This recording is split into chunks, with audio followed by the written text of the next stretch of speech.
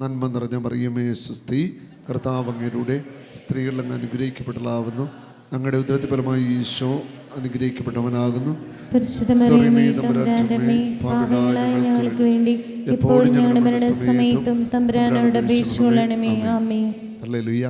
ഒരു ശക്തമായ സൗഖ്യത്തിലേക്ക് വരുവാൻ, വിടുതൽ കിട്ടുവാൻ, അനുഗ്രഹം പ്രാപിക്കുവാനായിട്ട് പാപത്തിൻ്റെ ജീവിത വഴികൾ പൂർണ്ണമായിട്ടും ഉപേക്ഷിക്കണം. പാപത്തെ ഓർത്ത് അനുദപിക്കണം. എന്നേക്കുമായിട്ട് പാപത്തിൻ്റെ എല്ലാ പ്രവൃത്തികളും ഉപേക്ഷിക്കാനൊരു തീരുമാനമെടുക്കണം. പാപം ഉപേക്ഷിക്കാതെ നിങ്ങൾക്ക് അനുഗ്രഹത്തിലേക്ക് വരുവാൻ പറ്റില്ല. ഹല്ലേലൂയ. ക്ഷമിക്കാതെ അനുഗ്രഹത്തിലേക്ക് വരുവാനും സൗഖ്യം പ്രാപിക്കാനുമായിട്ട് പറ്റില്ല. സൗഖ്യം വേണോ അനുഗ്രഹം വേണോ, നമ്മൾ നന്നായിട്ട് അനുദപിക്കണം, പാപജീവിതം ഉപേക്ഷിക്കണം, ക്ഷമിക്കാനുള്ളവർ ക്ഷമിക്കണം. ആ ഒരു അനുഭവത്തിലേക്ക് വന്നെങ്കിലേ നമുക്ക് പൂർണ്ണമായൊരു അനുഗ്രഹം പ്രാപിക്കാനായിട്ട് സാധിക്കത്തുള്ളൂ. പാപത്തെക്കുറിച്ചൊക്കെ നിങ്ങൾ കുറേ കാര്യങ്ങൾ കേട്ടു. ഞാൻ അനുതാപമായിട്ട് ബന്ധപ്പെട്ട് കുറച്ച് കാര്യങ്ങൾ കൂടി പങ്കുവയ്ക്കുകയാണ്. എസെക്കിയേൽ പ്രവാചകൻ്റെ പുസ്തകത്തിൽ 18-ാം അധ്യായത്തിൽ 4-ാമത്തെ വചനം, എല്ലാവരുടെയും ജീവൻ എൻ്റേതാണ്, പിതാവിൻ്റെ ജീവൻ എന്നതുപോലെ പുത്രൻ്റെ ജീവനും എനിക്കുള്ളതാണ്. ഒരുവൻ നീതിമാനും പുത്രൻ്റെ ജീവനും എനിക്കുള്ളതാണ്. പാപം ചെയ്യുന്നവൻ്റെ ജീവൻ നശിക്കും. ഉണ്ടോ? എല്ലാവരുടെയും ജീവൻ എൻ്റേതാണ്.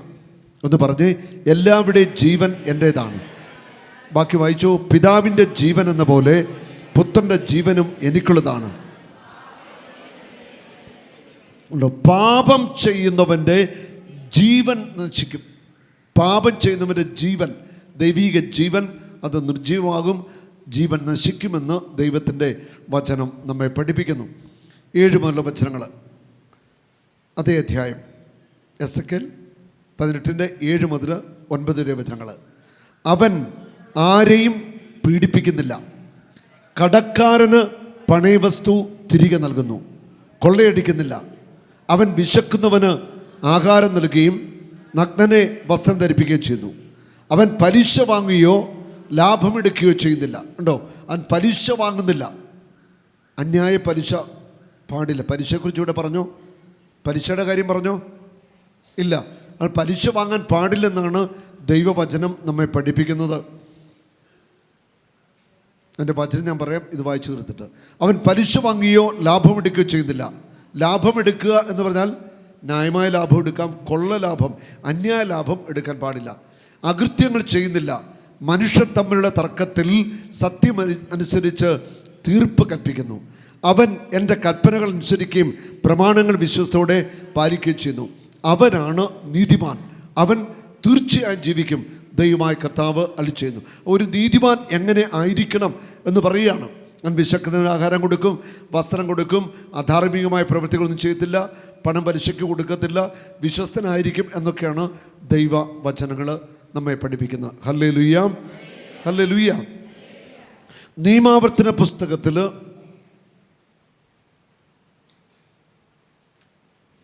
23-ാമത്തെ അധ്യായം 19-ാം വചനം, നിന്റെ സഹോദരന് ഒന്നും പണമോ ഭക്ഷ്യസാധനങ്ങളോ മറ്റെന്തെങ്കിലുമോ പലിശയ്ക്ക് കൊടുക്കരുത്. വചനം പറയുന്നു ഒന്നും പലിശയ്ക്ക് കൊടുക്കരുതെന്നാണ് പറയുന്നത്. പണം നമ്മൾ പലിശ മേടിക്കാനോ കൊടുക്കുക അങ്ങനെ പാടില്ലെന്നാണ്. കൊടുക്കരുത്, നമ്മുടെ പണം കൊടുക്കരുത്. ഹല്ലേലൂയ. ഇനി ആരെങ്കിലും പണം പലിശയ്ക്ക് കൊടുക്കാൻ ഒരു കണ്ടീഷനുണ്ട്. പലിശയ്ക്ക് കൊടുക്കാം. നമ്മുടെ ഗവൺമെൻറ്റിൻ്റെ നിയമം അനുസരിച്ച് ബാങ്ക് പലിശ നമുക്ക് മേടിക്കുന്നതിന് ഒരു തെറ്റുമില്ല. ബാങ്ക് പലിശ മേടിക്കുന്നതിന് ഒരു തെറ്റുമില്ല. തെറ്റുണ്ടോ? ഇല്ല. ബാങ്ക് പലിശയാണ്, നിയമമാണത്, മേടിക്കാം. 100 രൂപയ്ക്ക് 2 രൂപ, 3 രൂപ, 5 രൂപ, 8 രൂപ, 10 രൂപ വരെയൊക്കെ പലിശ മേടിക്കുന്ന അധാർമിക പലിശ മേടിക്കുന്നവരുണ്ട്. ഉണ്ടോ? ഞങ്ങളുടെ നാട്ടിലൊക്കെ ഉണ്ട്. ഇവിടെ ഉണ്ടോ? തൃശ്ശൂർ ജില്ലയിലുണ്ടോ? ഉണ്ട്. ഇത് ഭയങ്കര തെറ്റാണ്. ഇങ്ങനെ ചെയ്യുന്നവൻ്റെ കുടുംബം തലമുറ നശിച്ചു പോകും. അധാർമികമാണിത്. 2 രൂപ, 3 രൂപ, 5 രൂപ, 8 രൂപ, 10 രൂപക്ക് 100 രൂപയ്ക്ക് പലിശ, 100 രൂപ, 1000 രൂപ കൊടുത്താൽ അതുപോലെ പലിശ മേടിക്കുക. മാസം എന്താ അനീതിയുടെ അങ്ങേറ്റമല്ലേ ചെയ്യുന്നത്?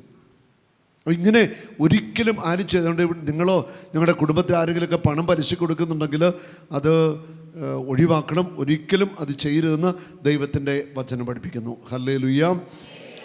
പാപകരമായ വഴികളെ നമ്മൾ പൂർണ്ണമായിട്ട് ഉപേക്ഷിക്കുക. ഞാൻ പറഞ്ഞു വരുന്നത്, പാപം ചെയ്താൽ വ്യഭിചാരം, മന്ത്രവാദം, കൂടോത്രം, ആഭിചാരം, മറ്റു പാപങ്ങൾ, ഗൗരവമേറിയ പാപത്തിൻ്റെ വഴികളിലൂടെ ജീവിച്ച് കടന്നു പോയാൽ അത് തകർച്ചയ്ക്ക് കാരണമാകും. പാപം നിങ്ങളെ വേട്ടയാടുമെന്ന് ദൈവത്തിൻ്റെ വചനം നമ്മെ പഠിപ്പിക്കുന്നുണ്ട്. നമ്മൾ ശ്രദ്ധിക്കുക, ഗൗരവമേറിയ പാപങ്ങൾ തലമുറകൾ ചെയ്തു വെച്ചിട്ടുണ്ടെങ്കിൽ അതിൻ്റെ പരിണിത ഫലങ്ങൾ അടുത്ത തലമുറകൾ അനുഭവിക്കേണ്ടി വരും. അത് വ്യക്തമായിട്ട് വചനത്തിലൂടെ ഞാനൊന്ന് പങ്കുവയ്ക്കാനായിട്ട് പോകുക. 2 സാമുവേൽ 11, 12, 13 ആ അധ്യായങ്ങളിൽ അങ്ങോട്ട് നമ്മൾ വായിച്ചു വരുമ്പോൾ കാണാം.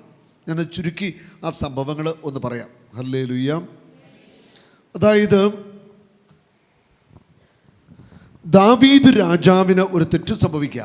2 സാമുവേൽ 11 അധ്യായം. നിങ്ങൾ ഈ അധ്യായങ്ങളെ കുറിച്ച് വയ്ക്കുക, ഒത്തിരി ഉള്ളത് കൊണ്ട് പിന്നീട് വായിച്ചു നോക്കിയാൽ 11, 12, 13, ഒരു 17 വരെ അധ്യായങ്ങൾ വായിച്ചു.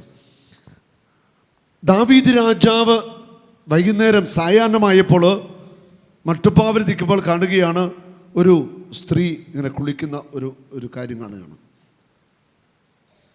ദാവീദിനെ അത് പാപത്തിലേക്ക് നയിക്കുക. ദാവീദ് അവളുടെ സൗന്ദര്യം കണ്ടിട്ട് ആളയച്ച് അവളെ വീട്ടിൽ വരുത്തി, എന്നിട്ട് അവളുമായിട്ട് പാപം ചെയ്തു, അവളോടൊപ്പം പാപം ചെയ്തു.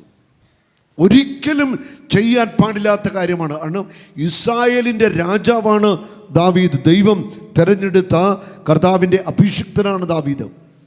ദാവീദ് ചെയ്തത് വലിയ ഒരു പാപമായിരുന്നു. ഈ പാപം ചെയ്ത ദാവീദിന് പിന്നീട് സംഭവിക്കുന്നത് നമ്മൾ കാണാനായിട്ട് പോവുകയാണ്. ദാവീദ് തെറ്റ് ചെയ്തു. പിന്നീട് ഇത് ഉറിയയുടെ ഭാര്യയായിരുന്നു ബത്സേബ. അവൾ ഗർഭിണിയായി. അവൾ രാജാവിനെ വിവരം അറിയിച്ചു, ഞാൻ ഗർഭിണിയായിരിക്കണം. അപ്പോൾ രാജാവ് എന്ത് ചെയ്യുന്നറിയാമോ? പടക്കളത്തിലായിരിക്കുന്ന ഇസ്രായേലും യൂദായും ശത്രുക്കെതിരെ യുദ്ധത്തിലാണ്. പടക്കളത്തിലായിരിക്കുന്ന ഉറിയായെ വരുത്തുകയാണ്. ഉറിയായെ വരുത്തിയിട്ട് പറഞ്ഞു, നീ യുദ്ധക്കളത്തിലൊക്കെ ആയിരുന്നല്ലോ, വീട്ടിൽ പൊയ്ക്കളാൻ പറഞ്ഞു. ഉറിയ വീട്ടിൽ പോയില്ല. അന്ന് അവിടെ പടിപ്പുരവാതക്കൽ അവിടുത്തെ ആളുകളുടെ കൂടെ അവിടെ ഉറിയ കിടന്നുറങ്ങി. രാജാവ് പിറ്റേ ദിവസം അറിയുന്നു ഉറിയ വീട്ടിൽ പോയിട്ടില്ല. പിറ്റേ ദിവസം ദാവീദ് എന്താ ചെയ്തത്? ഉറിയായെ വിളിച്ചു വരുത്തി, എന്നിട്ട് നന്നായിട്ട് മദ്യം കൊടുത്തു. മദ്യപിച്ച് ലഹരി പിടിച്ച മത്തനായ ഉറിയ അന്നും വീട്ടിൽ പോയില്ല. ഉറിയ രാത്രിയിൽ അവിടെ രാജഭൃത്യന്മാരുടെ വിരിപ്പിൽ അവിടെ കിടന്ന് ഉറങ്ങി. അതിൻ്റെ അടുത്ത ദിവസം മനസ്സിലായി ഉറിയ പോയിട്ടില്ലെന്ന്, അല്ല വീട്ടിൽ പോയില്ലെന്ന്. രാജാവ് എന്ത് ചെയ്യുന്നറിയാമോ? ഒരു കത്തെഴുതിയിട്ട് ഉറിയാടെ കൊടുത്തിട്ട് പറഞ്ഞു, നീ യുദ്ധക്കളത്തിലേക്ക് തിരിച്ചു പോയിക്കൊള്ളാൻ പറഞ്ഞു. ആ കത്തിനകത്ത് യോവാബിന് സേനാനായകനുള്ള കത്താണ്. യുദ്ധക്കളത്തിൽ ഇവനെ മുന്നിൽ നിർത്തി യുദ്ധം ചെയ്യുക, എന്നിട്ട് സൈന്യം പിന്മാറുക, ഉറിയ വധിക്കപ്പെടണം. അപ്പം ദാവീദിന് ഒരു നോട്ടത്തിലൂടെ സംഭവിച്ച പാപം, ഒരു നോട്ടം അത് അടുത്ത പാപമായിട്ട് മാറുകയാണ്. അവസാനം ഉറിയ എന്ന നിഷ്കളങ്കനായ മനുഷ്യനെ വധിക്കുകയാണ്. ഇടയ്ക്ക് ഉറിയ പറയുന്നുണ്ട്, ഇസ്രായേലും യൂദയായും യുദ്ധക്കളത്തിലാണ്. യോവാബാണ് യുദ്ധക്കളത്തിൽ നേതൃത്വം കൊടുക്കുന്നത്. അവരെല്ലാം യുദ്ധക്കളത്തിലായിരിക്കും. ഞാനെങ്ങനെ നന്നായിട്ട് വയറ് നിറച്ച് ഭക്ഷണം കഴിച്ചിട്ട് എൻ്റെ ഭാര്യയുടെ കൂടെ വീട്ടിൽ സന്തോഷത്തിലായിരിക്കും? എനിക്കതിന് പറ്റില്ല. ശരിക്കും രാജാവിനെ സ്നേഹിക്കുന്ന, രാജ്യത്തെ സ്നേഹിക്കുന്ന ഒരു വ്യക്തിയാണ് ഈ ഉറിയ. നല്ല മനുഷ്യനാണ്. പിന്നീട് സംഭവിക്കുന്നത്, യുദ്ധക്കളത്തിൽ വെച്ച് ഉറിയ വധിക്കപ്പെട്ടു. ഹല്ലേലൂയ. രാജാവിൻ്റെ പിന്നീടുള്ള കള്ള നിലവിളിയൊക്കെ നമ്മൾ കാണുന്നുണ്ട്. നിലവിളിയൊക്കെ കഴിഞ്ഞു. എന്നിട്ട് ബത്സബയെ വരുത്തി കല്യാണം കഴിച്ചു, കൊട്ടാരത്തിലാക്കി അവളെ. ഹല്ലേലൂയ. അപ്പം ഒരു നോട്ടമാണ് ഈ കുഴപ്പമുണ്ടാക്കിയത്. ഒരു നോട്ടം വന്ന പാപം, അടുത്ത പാപം, കൊലപാതകം, അവസാനം ഇങ്ങനായി. ഇനി നമ്മൾ 12-ാം അധ്യായത്തിലേക്ക് പ്രവേശിക്കുക. 2 സാമുവേൽ 12-ാം അധ്യായം. ദാവീദ് രാജാവ് ഈ തെറ്റുകളെല്ലാം ചെയ്തു. ഈ തെറ്റുകളെല്ലാം സംഭവിച്ച ദാവീദ് അങ്ങനെ നല്ല മിടുമിടുക്കനായിട്ടിരിക്കുമ്പോൾ ദൈവത്തിൻ്റെ പ്രവാചകനായ നാഥാൻ കൊട്ടാരത്തിലേക്ക് കടന്നു വന്നു. കൊട്ടാരത്തിലേക്ക് വന്നിട്ട് ദാവീദ് രാജാവിൻ്റെ മുഖത്ത് നോക്കിയിട്ട് പറഞ്ഞു, നീ ചെയ്തത് അത്ര ശരിയായില്ല. എന്നിട്ടൊരു കഥ പറയുകയാണ്. ഒരു പാവപ്പെട്ട മനുഷ്യന് ഒരു പെണ്ണാട്ടുകുട്ടിയും 2-3 കുഞ്ഞാടുകളും ഒക്കെ ഉണ്ടായിരുന്നു. ഒരു നഗരത്തിൽ ഒരു ധനവാനും ദരിദ്രനുമുണ്ട്. ആ പാവപ്പെട്ട മനുഷ്യന്, ധനവാന് ധാരാളം ആടുകളുണ്ട്, പാവപ്പെട്ട മനുഷ്യന് ഒരു പെണ്ണാട് 2-3 കുഞ്ഞുങ്ങളും ഒക്കെ ഉണ്ട്. ഒരു ദിവസം, അതായത് ഈ പാവപ്പെട്ട മനുഷ്യൻ്റെ ജീവൻ്റെ ജീവന ഈ ആടും കുഞ്ഞുങ്ങളുമൊക്കെ. പിന്നീട് സംഭവിച്ചത് എന്താണെന്നറിയാമോ? നാഥാൻ പറയുന്ന കാര്യം ഇതാണ്: ഈ ധനവാനായ മനുഷ്യൻ ഈ പാവപ്പെട്ട മനുഷ്യൻ്റെ പെണ്ണാട്ടുകുട്ടിയെ പിടിച്ച് കൊന്ന കറി വെച്ച് ഭക്ഷിച്ചു. ശരിയോ തെറ്റോ? രാജാവിന് ചാടി എഴുതിട്ട് പറഞ്ഞു, അത് ചെയ്തത് ആരായാലും തെറ്റാണ്, അവൻ വധിക്കപ്പെടണം. ഹല്ലേലൂയാ, ഹല്ലേലൂയാ. ഇത് ചെയ്തവൻ മരിക്കണം. മുഖത്തു നോക്കിക്കൊണ്ട് നാഥാൻ പ്രവാചകൻ പറയുകയാണ്, അത് ചെയ്തത് നീ തന്നെയാണ്, ആ മനുഷ്യൻ നീ തന്നെയാണ്. ഹല്ലേലൂയാ, ഹല്ലേലൂയാ. ഇസ്രായേലിൻ്റെ ദൈവമായ കർത്താവ് ചെയ്യുന്നു, ഞാൻ നിന്നെ ഇസ്രായേലിൻ്റെ രാജാവായി അഭിഷേകം ചെയ്തു, സാവോളിൽ നിന്ന് രക്ഷിച്ചു. കുറേ കാര്യം പറയുന്നുണ്ട് ദൈവം. ഇതൊക്കെ ചെയ്തതാ, നീ ചെയ്തത് ഗൗരവമേറിയ പാപമാണ്. ഹല്ലേലൂയാ, ഹല്ലേലൂയാ. ഇനി നാഥാൻ പ്രവാചകൻ ഇത് പറഞ്ഞിട്ട് പറയാണ് അടുത്ത വരാനിരിക്കുന്ന ശിക്ഷയെക്കുറിച്ച്. 9 വചനങ്ങൾ, 12:9. പിന്നെ എന്തുകൊണ്ട് നീ എന്നെ അനുസരിക്കാതെ എൻ്റെ മുൻപാകെ ഈ തിന്മ ചെയ്തു? അമോര്യരുടെ വാൾ കൊണ്ട് ഹിത്യനായ ഉറിയ നീ കൊല്ലിച്ചു, അവൻ്റെ ഭാര്യയെ നീ അപഹരിച്ചു. എന്നെ നിരസിച്ച് ഹിത്യനായ ഉറിയയുടെ ഭാര്യയെ നീ സ്വന്തമാക്കിയതുകൊണ്ട് നിന്റെ ഭവനത്തിൽ നിന്ന് വാൾ ഒഴിയുകയില്ല. ഉണ്ടോ? ഹിത്യനായ ഉറിയയുടെ ഭാര്യയെ നീ സ്വന്തമാക്കിയുണ്ട്, നിന്റെ ഭവനത്തിൽ നിന്ന് വാൾ ഒഴിയുകയില്ല. പച്ച മലയാളത്തിൽ പറഞ്ഞാൽ വ്യഭിചാരിയുടെ വീട്ടിൽ നിന്ന് വാൾ ഒഴിയത്തില്ല. കലഹം, പ്രശ്നങ്ങൾ, പ്രതികൂലങ്ങൾ, പ്രതിസന്ധികൾ വ്യഭിചാരികളുടെ വീട്ടിൽ എന്നും ഉണ്ടായിരിക്കും. വ്യഭിചാരിയുടെ കുടുംബം രക്ഷപ്പെടുക പ്രയാസമാണ്. വാൾ ഒഴിയത്തില്ല.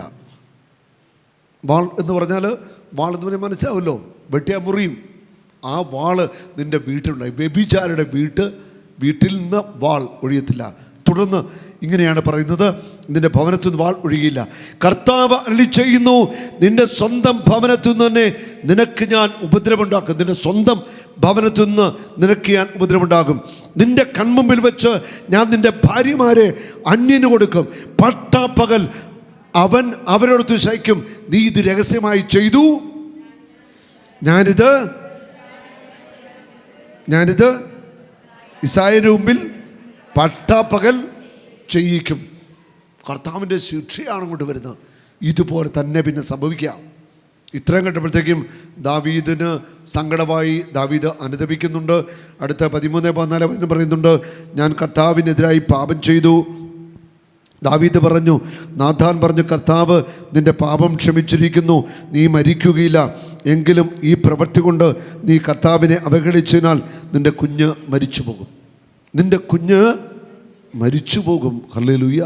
നിന്റെ കുഞ്ഞ് മരിച്ചു പോകും. അടുത്ത ശിക്ഷയായി അവിഹിത ഗർഭമായത്. ആ കുഞ്ഞ് ജനിച്ചു, രോഗം ബാധിച്ചു, കുഞ്ഞ് മരിച്ചു പോവുകയാണ്. തുടർന്നുള്ള അങ്ങോട്ട് നമ്മൾ അടുത്ത അധ്യായങ്ങളിലേക്ക് വരുമ്പോൾ നമ്മൾ ഓരോ സംഭവങ്ങൾ കാണാൻ പോവുകയാണ്. ദാവീദിന് അന്നത്തെ കാലമാണ്, പല ഭാര്യമാരുണ്ട്, അതിൽ മക്കളുണ്ട്. അമ്നോന്, താമാർ, അബ്സലോം ഒക്കെയുണ്ട്, മറ്റു മക്കളൊക്കെയാണ്. എല്ലാം ദാവീദിൻ്റെ മക്കളാണ്. അക്കൂട്ടത്തിൽ താമാർ എന്ന ദാവീദിൻ്റെ മകൾ സുന്ദരിയായിരുന്നു. അവളെ സ്വന്തമാക്കുവാനായിട്ട് മറ്റൊരു മകൻ എന്ന് പറഞ്ഞാൽ മറ്റു ഭാര്യയുടെ മകനാണ്, അമ്നോൻ താല്പര്യപ്പെടുത്തു. അങ്ങനെ അവളെ ചതിവിൽപ്പെടുത്തി. അടുത്ത അധ്യായത്തിൽ ചുരുക്കി പറയണം, അവളെ ചതിവിൽപ്പെടുത്തി, അവളുടെ ജീവിതം നശിപ്പിച്ചു, അവളെ റേപ്പ് ചെയ്തെന്ന് പറയാം.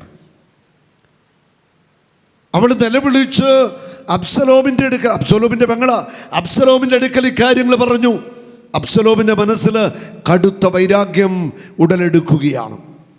ഉണ്ടോ? ആ വീട്ടിൽ, ആ കുടുംബത്തിൽ വാൾ ആരംഭിച്ചു കഴിഞ്ഞു. പിന്നീട് നമ്മൾ വായിക്കുന്നു, അബ്സലോം ഇങ്ങനെ കാത്തിരുന്നു. 2 വർഷങ്ങൾ പിന്നിട്ടു. ആടുകളുടെ രോമം കത്തിരിക്കുന്ന ആ ഉത്സവത്തിൻ്റെ ദിനങ്ങൾ വന്നപ്പോൾ അബ്സലോം ചെന്ന് ദാവീദിനോട് പറഞ്ഞു, ഉത്സവത്തിന് അങ്ങ് വരണം. പിന്നെ ദാവീദ് പറഞ്ഞു, ഞാൻ വരുന്നില്ല. പിന്നെ ഒരു കാര്യം ചെയ്യുക, അങ്ങയുടെ മകൻ അമ്നോനെ വിടണം. ഓക്കെ, കൊണ്ടുകൊള്ളാൻ പറഞ്ഞു. അങ്ങനെ അമ്നോനും മറ്റ് രാജകുമാരന്മാരും അവരൊക്കെ വന്നു. ആടുകളുടെ രോമം കത്തിരിക്കുന്ന അത് വലിയൊരു ആഘോഷമാണ് അവരുടെ. ആ ആഘോഷം നടക്കുന്നതിന് മുൻപ് തന്നെ അബ്സലോം എന്ത് ചെയ്തെന്നറിയാമോ? തൻ്റെ കൂടെ ഉള്ളവരോട് പറഞ്ഞിരുന്നു, അമ്നോനിനെ നന്നായിട്ട് മദ്യപിപ്പിക്കണം. ഇതുതന്നെ ദാവീദ് നേരത്തെ ജയിച്ച ആണോ? പറയുന്നേ ആണോ? ഇതേ ദാവീദ് ജയിച്ചു തന്നെ മക്കൾ ചെയ്യുന്നതും അനുഭവിക്കുന്നതും നിങ്ങൾ കണ്ടോ? ഒരു കാര്യം കുറിച്ച് വെച്ചോളുക, വ്യഭിചാരം, മന്ത്രവാദം, ആഭിചാരം, അപ്പനെ തല്ലുക, അധാർമികത ചെയ്യുക, അമ്മയുടെ കണ്ണുനീര് വീഴ്ത്തുക, വൈദികരെ പീഡിപ്പിക്കുക, ദ്രോഹം ചെയ്തിടുക, തലമുറയായിട്ട് അതിൻ്റെ തകർച്ച ഏറ്റുവാങ്ങേണ്ടി വരും. ഞാൻ ഇതൊക്കെ പറയുന്നുണ്ട്, ആരും പേടിക്കണ്ട, അനുദപിച്ചാൽ മതി, കർത്താവ് മാപ്പ് തരും. ഒരു നാളും നീ അനാഥനല്ല, ഒരു നാളും നീ അന്യനല്ല, ഒരു നാളും നീ അനാഥനല്ല.